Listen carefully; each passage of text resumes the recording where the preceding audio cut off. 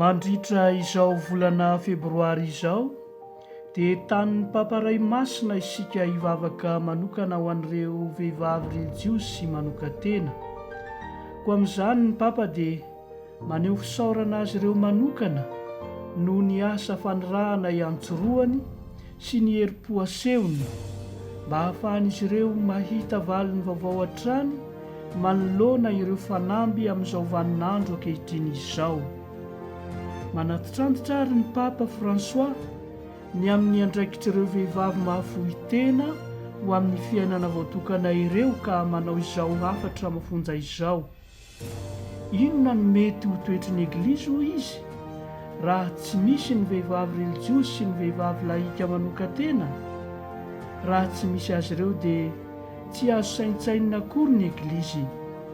Ny toetra mahavehivavy sy mahareny ireo vehivavy relijiosy sy manoka-tena ireo mantsy dia maneho ny ampahany amin'ny fiainana maha-Eglizy ny Eglizy.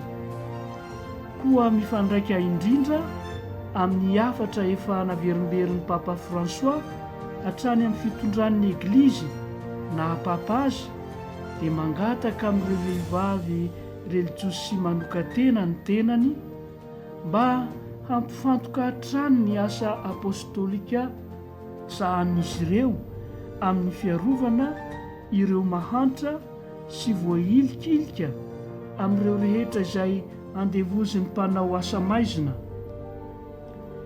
Ny video na ny horonan-tsarin'ny papa amin'ity volana febroary ity dia mitantara amin'ny alalan'ny sary ny fahafozan-tenan'ireo vehivavy relijiosy sy manoka-tena ireo amin'ny sehatra ikatroany eny anivon'ny fiarahamonina miaraka amin'ireo ankizy-an-dalambe, any amin'ny tanàna tsy ampy sakafo sy fanafody, any anivon'ireo mpifindra-monina sy tsy anasa, miaraka amin'ireo hiaran'ny fanondranana olona antsokosoko.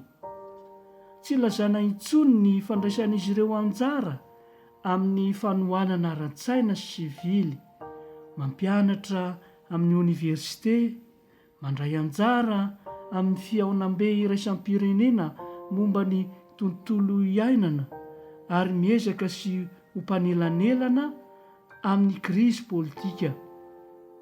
Miaiky ny papa François fa toa hanaovana fitondrana tsy ara-drary ny indraindray ny relijiosy vehivavy. Voakasika izany hoy izy ny ao amin'ny fiangonana.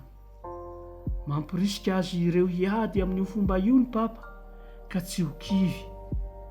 Miangavy azy ireo izy mba hanohy haneho ny akantony fitiavan'Andriamanitra sy ny famindram-pony amin'ny maha-katesista sy teolojianina ary mpitaridalana ara-panahy sy amin'ny alalan'ny asan'ny apôstôly izay tanterahin'izy ireo. Engany ireo vehivavy relijiosy sy manoka-tena hanome hatrany ho an'ny Eglizy izao tontolo izao ny fifaliany sy ny heriny manontolo hanatanterahany ny hiraka iantsony Kristy azy ireo ka hahita ny vahaolana hiatrehana ny fanamby ankehitriny.